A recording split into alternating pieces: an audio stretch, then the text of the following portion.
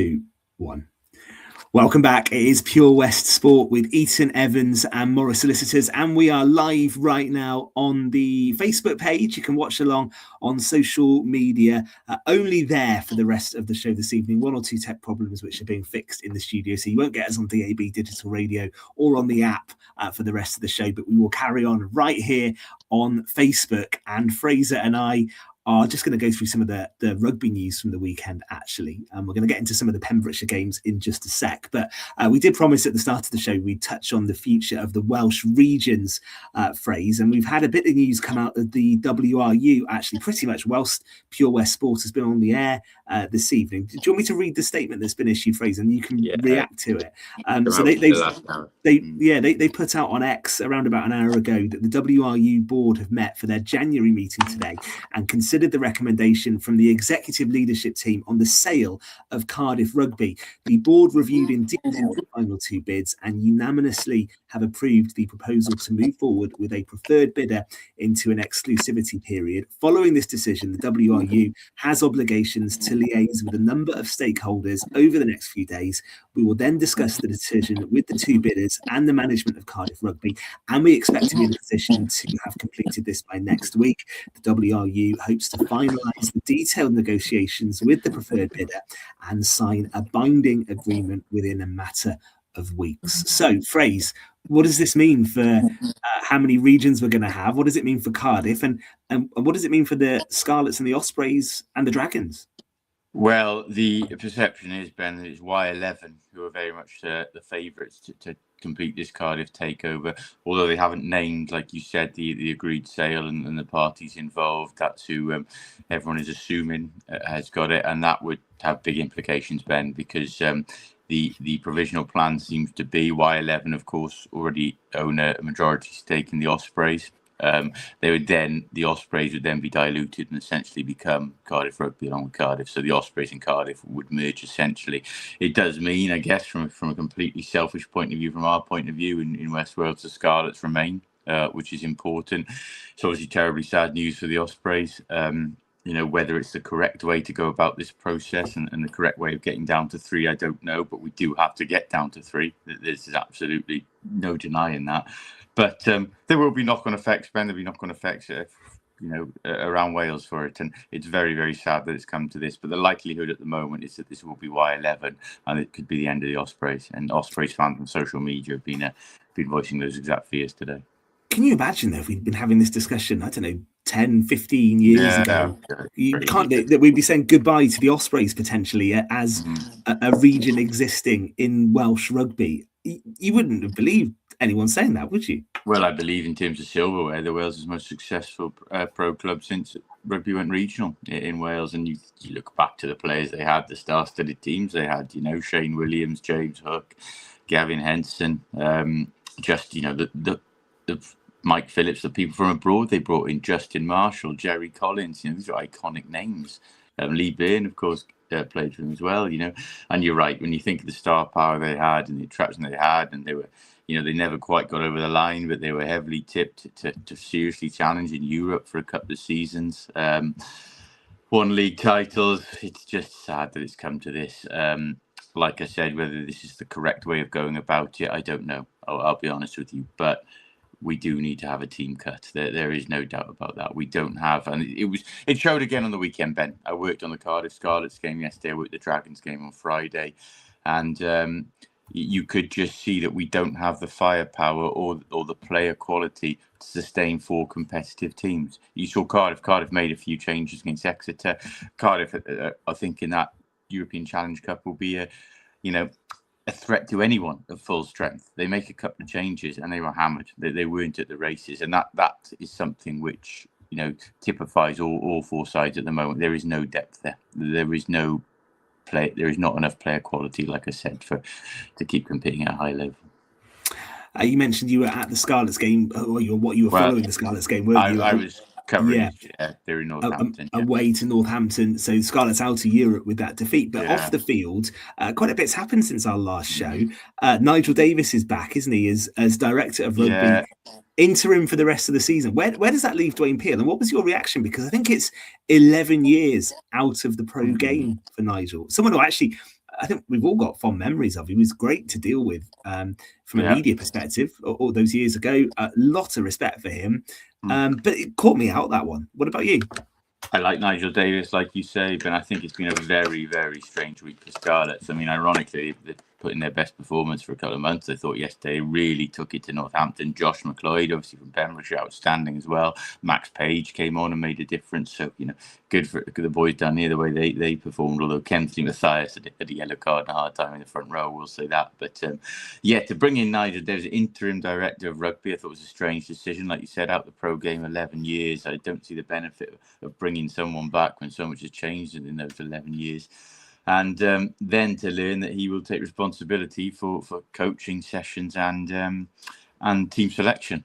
Well, where does that leave Dwayne Peel? You've either got to have the guts, if that's the right term, to dismiss your head coach rather than effectively make him redundant and sitting there as an assistant with that title to someone who's been brought in over his head. So a penny for his thoughts right now. I think, look, Scarlets have been poor this season. There's no doubt about that. The European campaign, they were 38-26 up against Po last week. I think in 4 games, if you look at what's cost them dear, I think that's 20 tries conceded now, which tells its own story. The defeat to the Dragons was pretty harrowing on New Year's Day. And the Boxing Day defeat against the Ospreys was poor as well. But then to keep Dwayne Peel on board, but with this arrangement, it's strikes of a cop-out to me, Ben, I have to say. Yeah, it's an interesting one. Dwayne Peel will have obviously played under Nigel, wouldn't he? Probably captained the Scarlets under Nigel Davis as well. So they'll have that relationship, but very difficult, to have someone almost come in above you at this point in the season. So one to follow. Davis only interim as well to the end of the season, which is also... do we get to the end of the season? We say, right, Dwayne, you get the responsibility back. Bit of Nigel. It's just a strange situation. I can only see this ending one way for Dwayne Peel, to be honest with you, Ben. Yeah, we'll follow that one. Let's get into some of the Pembrokeshire stories. Narberth, of course, had that fine win, didn't they, against Pontypridd? Yeah. And we said, could they back it up with a victory at Cross Keys? That was always going to be a tough game. Cross Keys were 31-13 winners. Narberth putting up a decent fight, but wasn't quite to be there, was it? Yeah. They'll be disappointed with that, having beaten Pontypridd, that they haven't gone and backed it up on the road. It was a tough game. It was an important game, Ben. The importance of that Pontypridd road. Narberth hadn't won it. They'd been in the bottom 2, right? Yeah. And Cross Keys sat just above them, and this was a chance to maybe make further progress. But, it is a difficult place. The other coaching staff there, of course, Chris James, and we should mention that who came through at Fishguard, his boy Kane James, Pembrokeshire born, currently playing at Exeter, and was playing actually against Cardiff yesterday. And Kane James, the only 20s, represented Wales under 18s and England under 20s. Heavily tipped to be in this Welsh Six Nations squad had he had a good couple of games in the weeks leading up, and cruelly got injured yesterday. So that's one other Pembrokeshire international we may have to wait for now, because it looked a bad injury with his ankle. But yeah, they're disappointing to go there and lose after last week, and not pick up anything either. No bonus points. Something we don't say often, but Tenby United had a surprising defeat, didn't they? In Division 1 West. They were away to Swansea Uplands. They went down by 3 points, 27-24. They'll be a bit disappointed with that. I think it's not like Tenby don't lose many games, do they, in that division? Swansea go 4th and Tenby stay 2nd. Very disappointing, because Bowport lost the league leaders, I think. So they had a chance to cut the gap. Then they didn't take it. They did get a try bonus point. I think they came away with 2 bonus points. All's not lost, and they're still in that hunt. But it was the wrong day to slip up, for sure. I really also, Fraser, wanted to get your take on that win for Whitland, because you'll be delighted with this, because they were well beaten, weren't they, at Fishguard, 62-0. Brilliant, actually, in terms of the reaction you got on that day from the Whitland camp. They came out and spoke, didn't they, after a really bad defeat? And I'm sure no one would say it wasn't nice to see them get a win, 25-16 against Penclower. I actually spoke to Gareth Davis again in midweek, and he's very positive about this coming Saturday. I didn't share the enthusiasm. I've watched them last week, I have to say, and I was half expecting the calls from a few of my old mates after being pretty savage about their display live on air on Monday. So luckily they haven't been in touch. But look, their season is back alive now. I have to be honest with you, I didn't see it coming. When I saw the last 2 performances, even though Pontarddulais is struggling a bit, I didn't see Whitland beating them. I didn't know how they could bounce back from last Saturday. And I saw their team line up, and there were no sweeping changes. They had Mark Jones Mill back on permit from Larne, the former club captain at Whitland. Tremendous influence still, a great carrier. He came off the bench and made a big difference, I'm told, But, they're also missing Shane Rossiter, who's been their leading point scorer this season at 10. That is a huge win for them. They'll still need to win again, I feel, the way that division plays out. They're out the bottom two now. That won't be enough. Where they get that win from is going to be difficult now. They've got a Loughor this Saturday. They've already played Bettws twice. They're in dire straits. Nant Garedig home, I think, has been pushed back to April. That's a game they'll put huge emphasis on again. Nant Garedig have picked up, but before that were in the bottom two themselves. So there are a couple of must-win games still left for Whitland. But they've given themselves a chance, and hopefully, just some positivity and momentum now. Division 3 West, we'll just call out some of these games because they were really close for some of the Pembrokeshire sides. Neyland on the road went to Cardigan and won 11-10. Amman United 12, Milford Haven 10. Trimsarum 23, Narberth Athletic 22, and Haverfordwest 16, New Dock Stars 12. It was a tight set of results there for the Pembrokeshire teams, wasn't it? Huge win for Haverfordwest, keeps them in the promotion race after defeat last week, but that's fair. Cardigan there, last minute penalty from Rico Phillips for Neyland, big win at Cardigan, and Neyland needed to play, but I don't think I think it might have been November their last game. They've been a brutal run of cancellations for various reasons. Milford the same, and Milford haven't played for several weeks either side of Christmas. And obviously the Milford-Neyland derby just after Christmas was called off at the Obs through weather. Then Narberth Athletic didn't go to Milford last Saturday. That's no fault of the Mariners. But, well, I would say a disappointing result from them. Amman bottom of the table, beating them 12-10, but we're not sure yet whether it is a result. Of course, the game was actually officially abandoned after 79 minutes.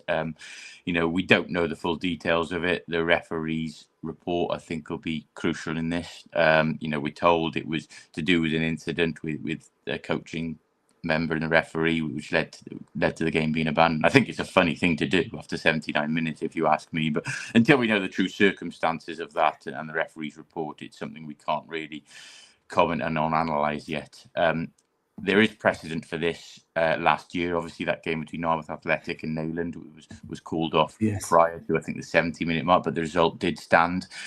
Whether this is different because there's only 2 points in it, I don't know. We're just going to have to wait for the WRU meeting and report on this one.